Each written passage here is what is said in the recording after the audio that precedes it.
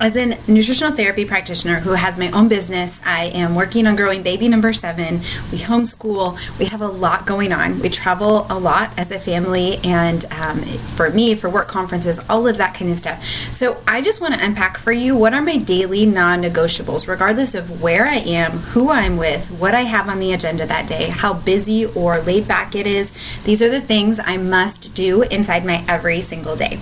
If you're new here, I'm Rita Johnson. I'm the owner of Health and Hormones, and here you'll find all things fatigue solutions, period help, and so much more. Let's dive in. So, like I mentioned, we are on the run a lot, whether it's getting the kids to homeschool co-op during the school year, getting them to their activities, or a packed work day. It is a lot to juggle, and in part of that is that I have a wide range of children's ages. My oldest is 17 and just graduated from high school.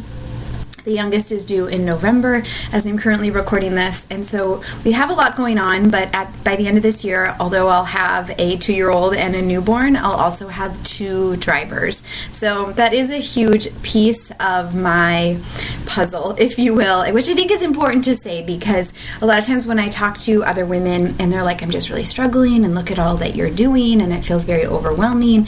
And then I find out that they have 5 kids 10 and under. That's an entirely different ballgame than what I'm doing in my day-to-day life and the way that I'm able to delegate and have older people help me. So first and foremost, I just want to say, if you're just with little people, hang in there, mama. It's going to get better.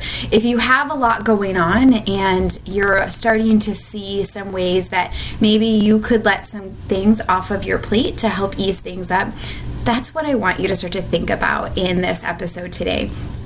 As I go through some of the things that are absolute non-negotiables for me in my day-to-day life, I also want to start to unpack a little bit of what are some of the ways we make it work. My husband works long hours. He is actually going to start traveling a lot more than he ever has beginning August 1st. And so we just have a lot going on.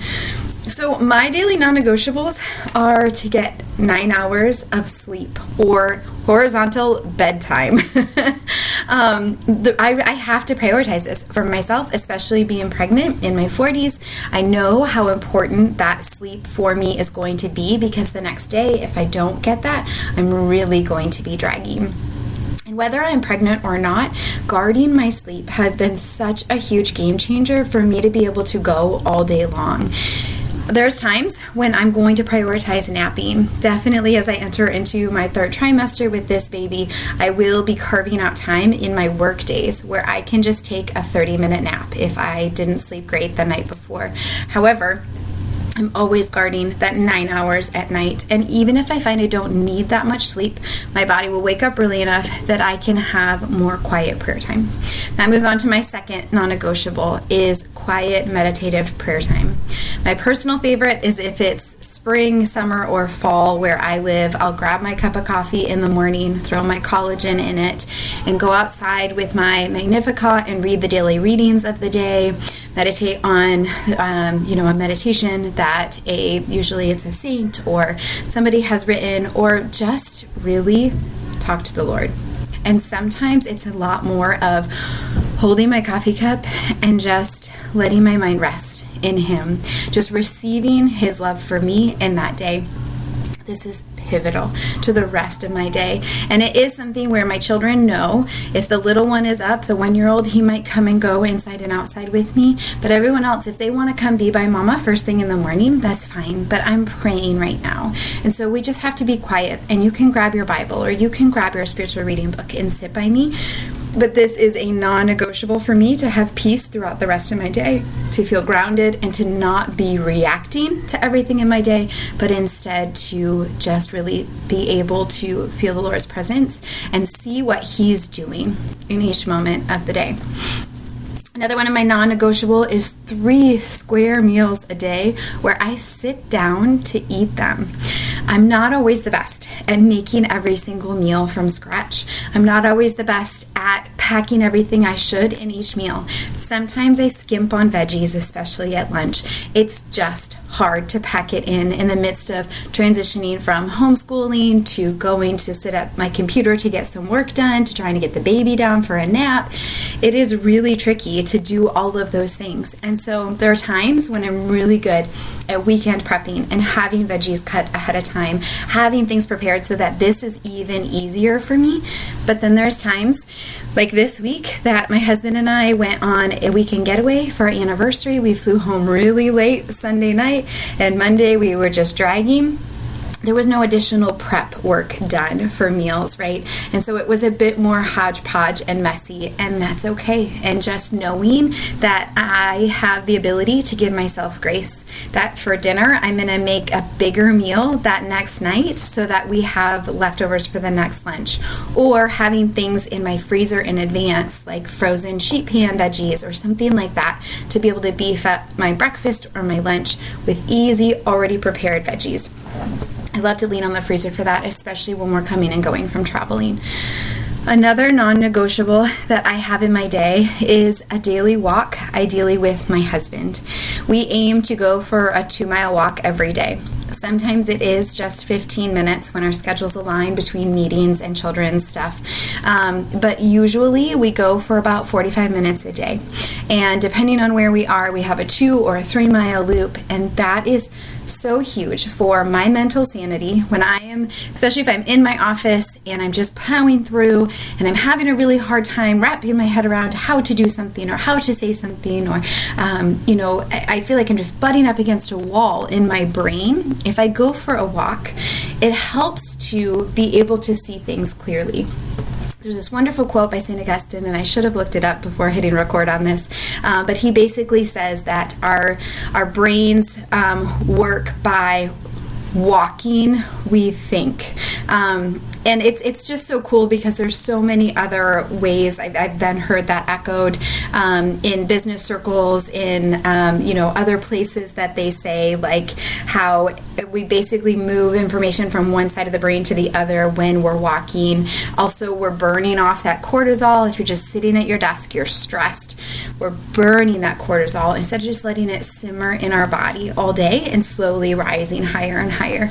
I see this very often with my husband, who's done back-to-back very high-stress meetings, and we go for a walk, and we come back, and he's like, oh, okay, I know what I'm supposed to do now. It's also wonderful for our marriage because, I like to joke and say, if you're out on a walk and you just say hard things, you're just there together.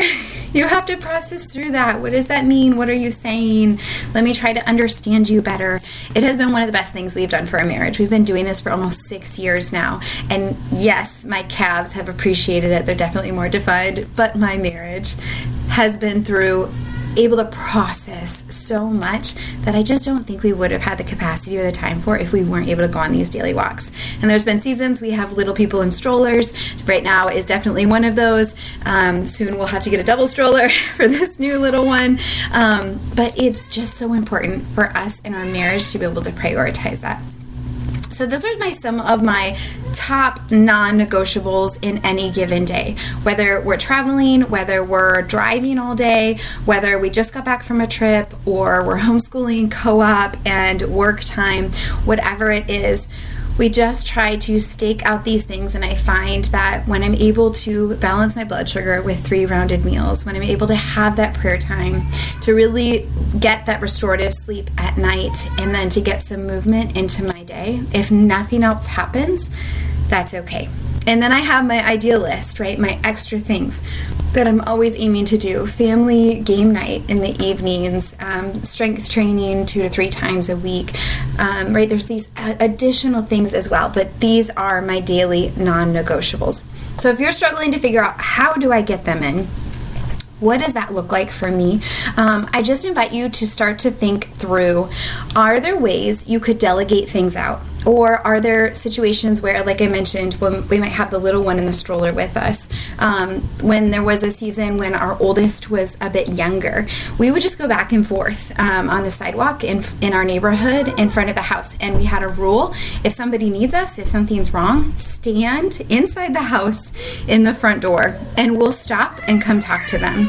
And there was a season that we did that a lot, and it felt really frustrating because we felt like we couldn't get a walk in, but it wasn't just about the exercise. Yes, we were still moving our bodies.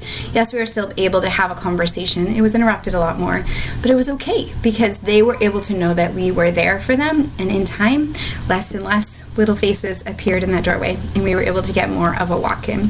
So I hope this helps. If you'd like more tips like this, please make a comment below. Let me know what are some things that would help you to kind of see how can I start to do this differently, with any tips or tricks that would be helpful for you. Please like and subscribe for more from me.